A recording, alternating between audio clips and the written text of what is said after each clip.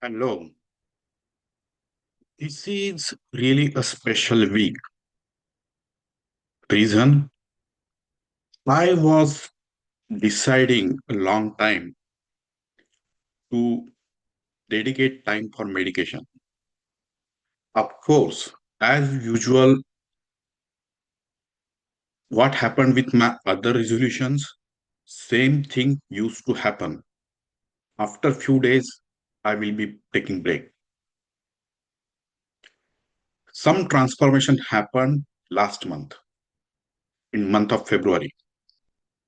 I did assist doing the part one of the art of living course. Along with the participants, I decided to complete the 40 days sadhana. Day one happened. Second day, I was about to break my vow. But literally, I would say, Puja Arun Guruji called and he said, "Did you do your sadhana today?" Really gave me, opened my eyes. And I said, "Okay, let me do it now." It was 10:30 in the night, but I did. His train continued 40 days, which never happened before. And I feel so happy, fulfilled in the mind. I did my resolution or my vow for continuous 40 days. So this is the tribute. I'm going to record the Guru Sadhana and the Mantra Putpanjali at the end. So this is what about it. I will chant the Ganesh Stotra to start with, and then uh, Guru Padukamrut Shloka, and then the Nirvanashtaka.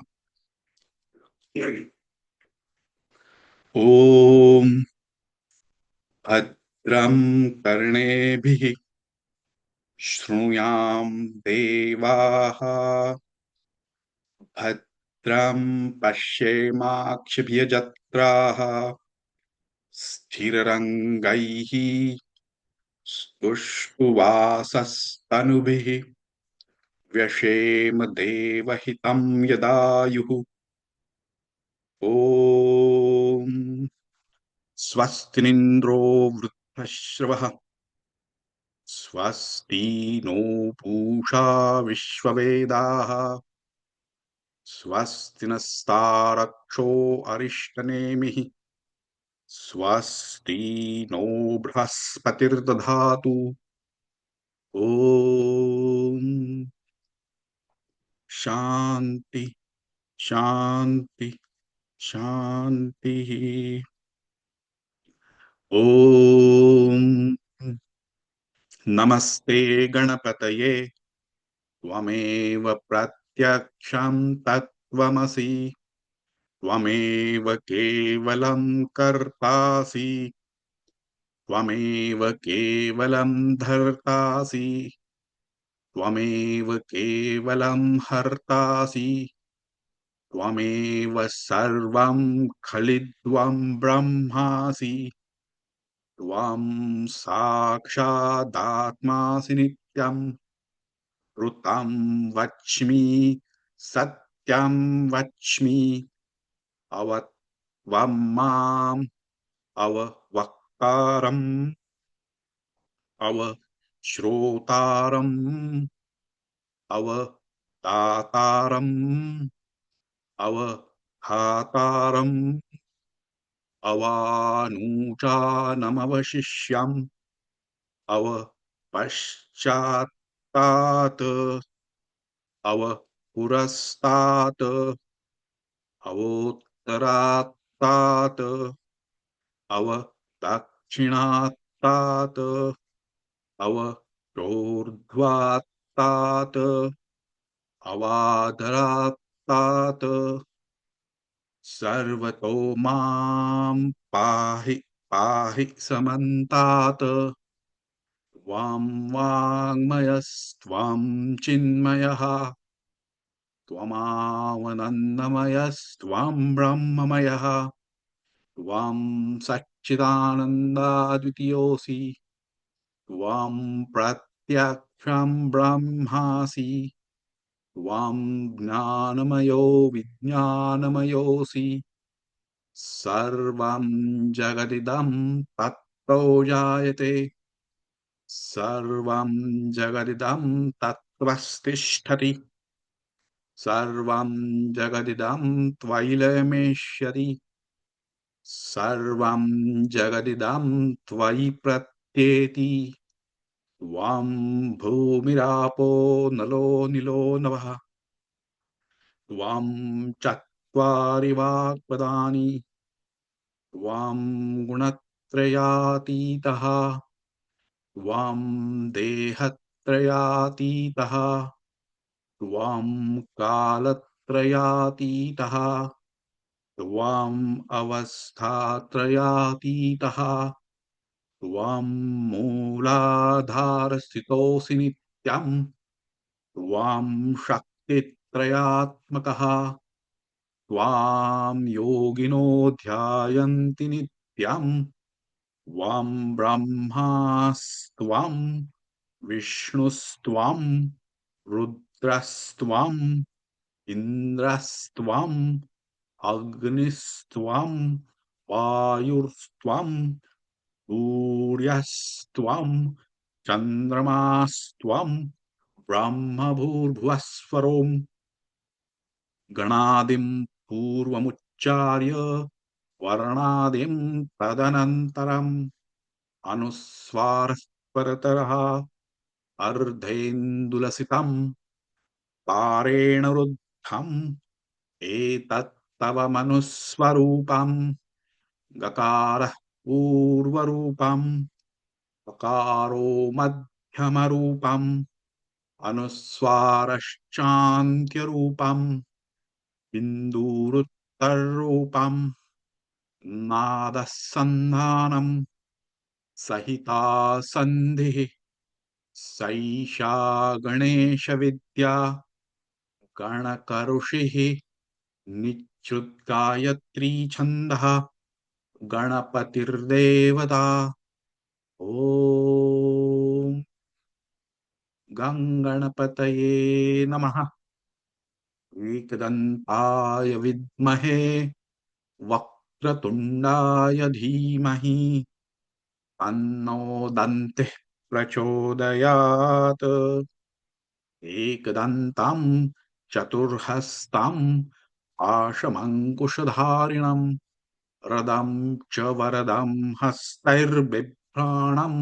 मूषकध्वजम् रक्तं लम्बोदरं शूर्प कर्णकं रक्तवाससं रक्तगन्धानुलिप्ताङ्गं रक्तपुष्पैर्सुपूजितम् भक्तानुकम्पिनं देवं जगत्कारणमच्युतम् आविर्भूतं च सृष्ट्याद्यौ प्रकृतेः पुरुषात् परम् एवं ध्यायति यो नित्यं स योगी योगिनां वरः नमो व्रातपतये नमो गणपतये नमः प्रमथपतये नमस्ते अस्तु लम्बोदराय एकदन्ताय विघ्ननाशिने शिवसुताय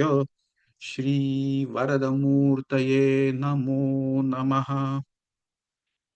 एतद् अथर्वशीर्षं योधीते स ब्रह्मभूयाय कल्पते स सर्वतः सुखमेधते स सर्वविघ्नैर्न बाध्यते स पञ्चमहापापात् प्रमुच्यते सायं धियानो दिवसकृतं पापं नाशयति प्रातर्धियानो रात्रिकृतं पापं नाशयति सायं प्राप्तः प्रयुञ्जानो अपापो भवति सर्वत्राधीयानो पविघ्नो भवति धर्म अर्थ काम मोक्षं च विन्दति इदमथर्वशीर्षम् अशिष्याय न देयम् यो यदि मोहात् दास्यति स पापीयान् भवति सहस्रावर्तनात् यं यं काममधीते तं तमनेन साधयेत् अनेन गणपतिं विषञ्चति स वाग्मी भवति चतुर्थ्यामनश्चण्डपति स विद्यावान् भवति यो मोदकः सहस्रेण यजति स वाञ्छितं फलं वाप्नोति यः साज्यसमिदभिरजति स सर्वं लभते स सर्वं लभते अष्टौ ब्राह्मणान् सम्यग् ग्राहयित्वा सूर्यवर्चस्वी भवति सूर्यग्रहे महानद्यां प्रतिमा सन्निध्वा जप्त्वा सिद्धमन्त्रो भवति महादोषात् प्रमुच्यते महापापात् प्रमुच्यते महाविघ्नात् प्रमुच्यते स सर्वविद् भवति स सर्वविद् भवति इति एवं वेद इत्युपनिषद् ओम.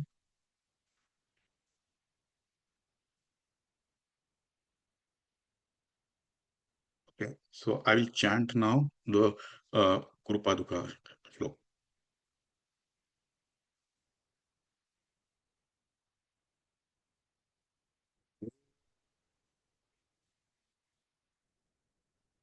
अनंत संसार समुद्र तार नौकायिताभ्याम गुरु भक्तिदाभ्याम वैराग्य साम्राज्य द पूजनाभ्याम नमो नमः श्री गुरुपादुकाभ्याम कवित्ववाराशिनिशाकराभ्याम दौर्भाग्यदावां बुधमालिकाभ्याम दूरीकृतानम्रविपत्तिताभ्याम नमो नमः श्री गुरुपादुकाभ्याम नताययो श्रीपतितां समीयुः कदाचिदप्याशु दरिद्रवर्याः मूकाश्च वाचस्पतितां हिताभ्याम् नमो नमः श्री गुरुपादुकाभ्याम् नालीकनीकाशपदाहृताभ्याम् नानाविमोहादिनिवारिकाभ्याम् नमज्जनाभीष्टततिप्रदाभ्याम् नमो नमः श्री गुरुपादुकाभ्याम् नृपालिमौलिव्रजरत्नकान्ति सरिद्विराजच्छशकन्यकाभ्याम् नृपत्वदाभ्यां नतलोकपङ्क्तेः नमो नमः श्री गुरुपादुकाभ्याम् आपान्धकारार्कपरम्पराभ्याम् तापत्रयाहीन्द्रखगेश्वराभ्याम् जाड्याभिसंशोषणवाडवाभ्याम् नमो नमः श्री गुरुपादुकाभ्याम् शमादिषट्कप्रदवैभवाभ्याम् समाधिदानव्रतदीक्षिताभ्याम् रमाधवान्ध्रिस्थिरभक्तिदाभ्याम् नमो नमः श्री गुरुपादुकाभ्याम् स्वार्चापराणामखिलेष्टदाभ्याम् स्वाहा सहायाक्षधुरन्धराभ्याम् स्वान्ताच्च भावप्रदपूजनाभ्याम् नमो नमः श्री गुरुपादुकाभ्याम् कामादिसर्पव्रजगारुडाभ्याम् विवेकवैराग्यनिधिप्रदाभ्याम् बोधप्रदाभ्यामृतमोक्षदाभ्याम् नमो नमः श्री गुरुपादुकाभ्याम्.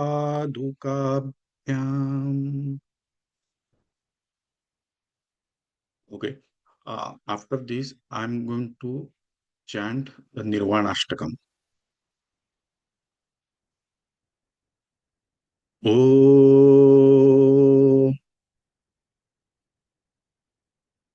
मनोबुद्ध्यहङ्कार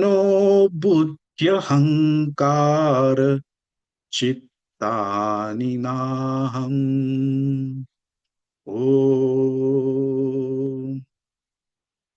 न च श्रोत्रजिह्वे न च घ्राणनेत्रे ॐ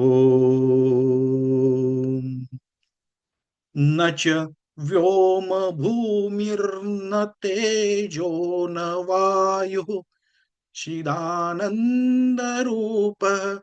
शिवोऽहं शिवोऽहम् ॐ चिदानन्दरूपः